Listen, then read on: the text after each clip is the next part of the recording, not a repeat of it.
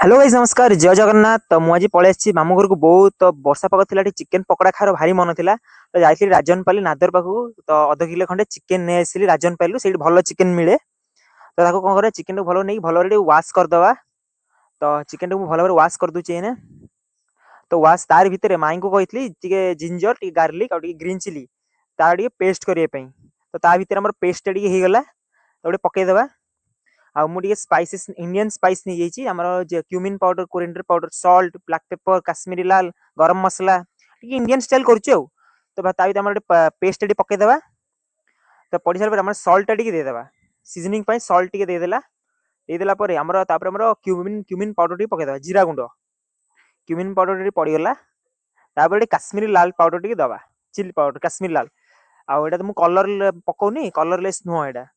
तो आमर coriander powder पड़गला चिकेन मसला पड़गला crush black pepper taste enhance करे सब मसला जेहतु बलता पकईदे लुण जदि देवे कहीं माने बेसी लुणिया मसला पकईदे भर लेंबू गुड़े स्क्वीज करदे।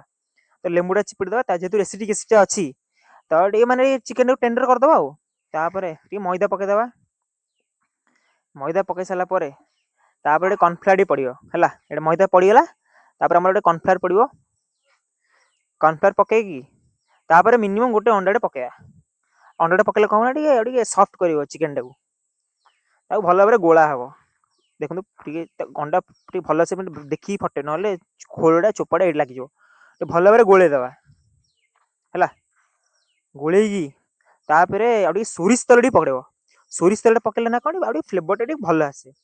तो सोरिष तेल पकई भल भाव गोल मिनिमम भाई घंटे एमती छाड़दे घंटे रू 1.5 घंटा जिते आप छाड़ी पारे मैंने मारिनेट करें आ फ्रिज रे मिनिमम गोटे दिन रखी फ्लेवरटा 2 गुण करदब। तो ता भर तेलटा गरम होगा गरम गोटे गोटे कर चिकेन पकड़ा चिकेन को छाणवे। तो एकाथरे पुलाए पकेबे ना से लगे चिकेन रुचिकेन लगे। तो अल्प अल्प चिकेन पके मु बेसी नहीं 5 रू 6 पीस खंडे गोटे भारी पकाए। तो ये आम देखिपे चलची छणा चलची आ। तो देखो आम चिकेन टा बाहरी कलर देखो खाली कलर टेक्सचर ये तो खाई कह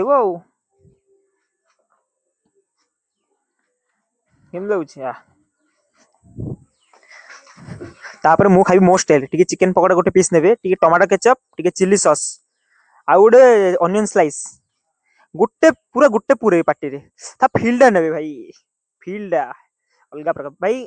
मो रेसिपी आप निश्चय ट्राए कर कमेंट कर मो रेसिपी आप चिकेन पकोड़ा करके आपको केमती लगला। जदि वीडियो भल लगे आप प्लीज लाइक शेयर सब्सक्राइब करूँ। आज्ञा मुझे रही आज्ञा जय जगन्नाथ।